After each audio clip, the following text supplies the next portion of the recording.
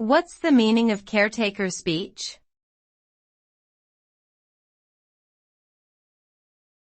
Caretaker speech.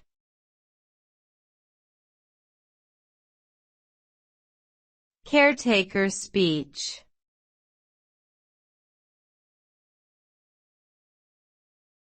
Caretaker speech.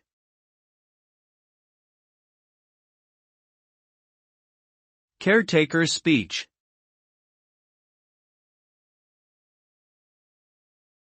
Caretaker speech refers to a type of speech given by an interim or temporary leader who is tasked with managing an organization until a permanent leader is found. These speeches typically aim to maintain stability and continuity during the transition period. The speaker may emphasize the importance of maintaining normal operations while highlighting the organization's strengths and achievements. The goal is to provide reassurance to employees, customers, and other stakeholders that the organization remains strong and capable, even in the absence of a permanent leader.